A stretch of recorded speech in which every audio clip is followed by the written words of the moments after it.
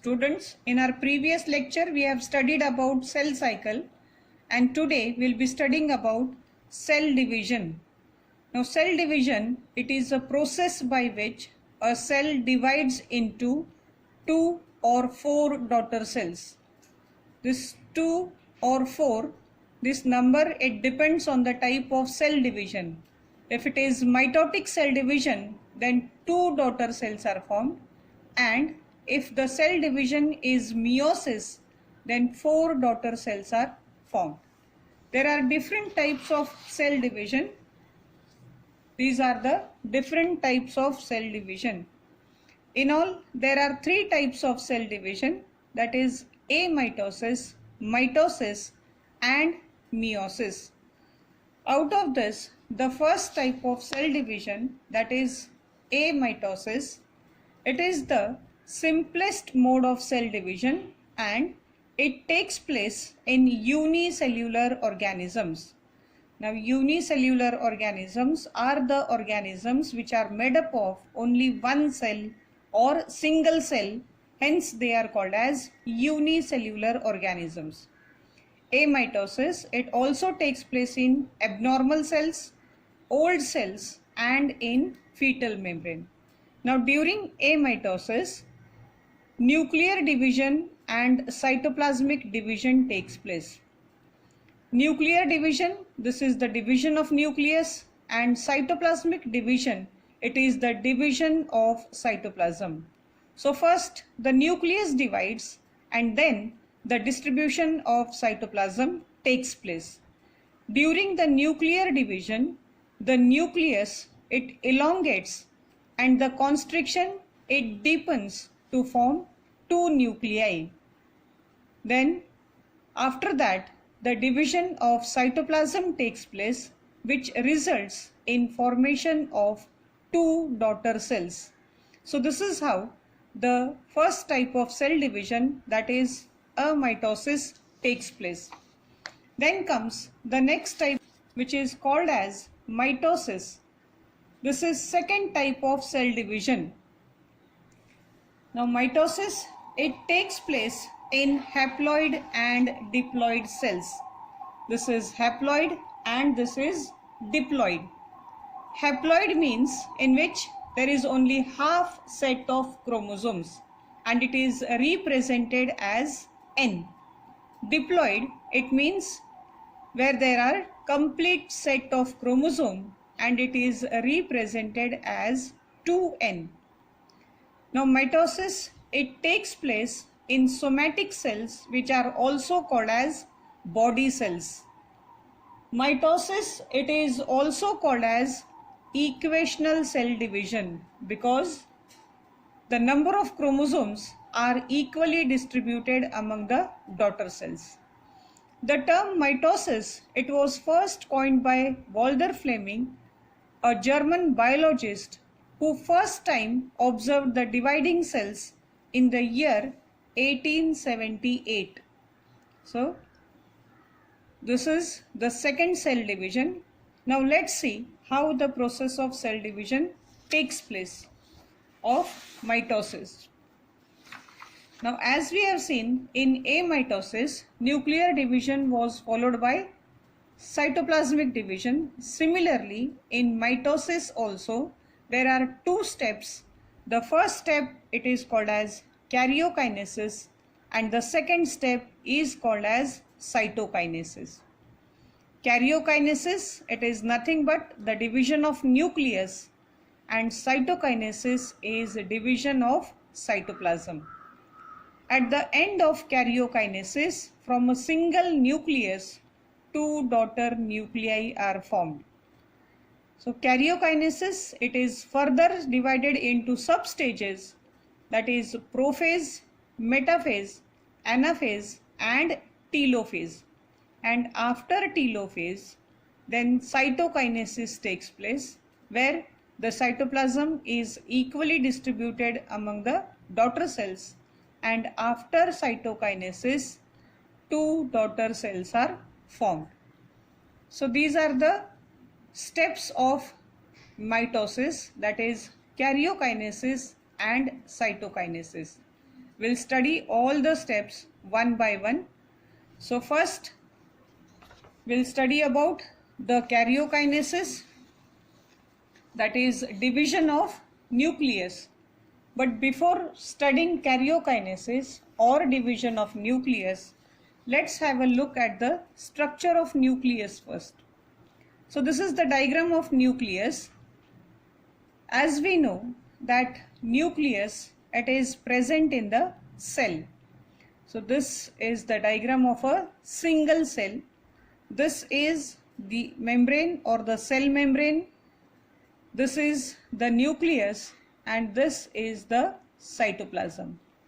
We all know that nucleus, it is the controlling organelle of the cell, which controls all the activities of the cell. So this nucleus, when it is enlarged, it looks like this. This is the diagram of a single nucleus. So when it is singular, it is called as nucleus, and when it is plural, it is called as nuclei. This is the difference between nucleus and nuclei. Singular, we call it as nucleus, and plural, we call it as nuclei. So the nucleus, it shows two membranes. This is the inner membrane and this is the outer membrane. Hence, it is a double membrane structure. So these membranes, they are called as nuclear membrane. So the membrane which surrounds the nucleus is called as nuclear membrane. The nuclear membrane encloses a dense body which is called as nucleolus. The thread-like structure or the network-like structure is called as chromatin network, and the fluid that is present, it is called as nucleoplasm. This is the diagram of a single cell in which this dot, it represents the nucleus, and surrounding nucleus is cytoplasm. This is the diagram of a single nucleus. This dense body, this is nucleolus. This is the membrane surrounding the nucleus. This network-like structure, it is called as chromatin network, and this fluid which is present, this is called as nucleoplasm. So now we can understand how this single nucleus, it will undergo the process of division, and a single nucleus will form two daughter nuclei, and the process is called as karyokinesis. So this is about the structure of nucleus, and now coming to the phases of karyokinesis. So just now we have said that karyokinesis, it is nothing but division of nucleus, and it shows four phases: prophase, metaphase, anaphase and telophase. Now first we'll see how the changes takes place during the prophase. Now prophase, the characteristic feature of prophase is that prophase is the longest phase of mitosis, because during this phase there are many changes that will take place. First of all, the chromatin matter that is present, just now we have seen, this is the chromatin matter.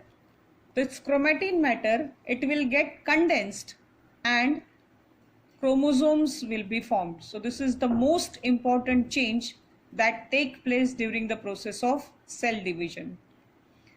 The most important change is what? The chromatin fibers are converted into chromosomes. Then migration of centrosome takes place. Appearance of mitotic apparatus takes place during prophase. Now what is mitotic apparatus? Mitotic apparatus is the spindle which is made up of contractile chromosomal fibers and interpolar fibers. Together it is called as mitotic apparatus. And again, the most important event that takes place is nucleolus and nuclear membrane disappears. This is the characteristic feature of prophase. Now as you can see, there are two diagrams. This is the first diagram and this is the second diagram. This is the diagram of early prophase and this is the diagram of late prophase. In early prophase, the condensation of chromatin fiber takes place. So this is nuclear membrane, this is the cell membrane, this is nucleolus, and these are the centrosomes. In the early prophase, the chromatin material will get condensed and then the thin and long chromosomes will get converted into thick and short chromosomes. So this chromosomes initially they are thin and long and later on they will become thick and short. So these are the chromosomes. Then migration of centrosome takes place towards the poles. So these are the two poles where the centrosomes will be migrated. And then this nucleolus and this nuclear membrane, it starts disappearing or it disappears at the end of prophase. So these are the main events that take place in the first stage, that is prophase. So initially you can see this nuclear membrane, it is continuous and this is dark nucleolus.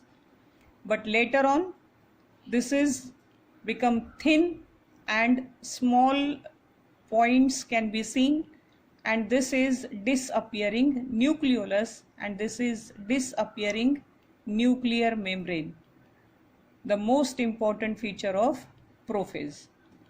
Thank you.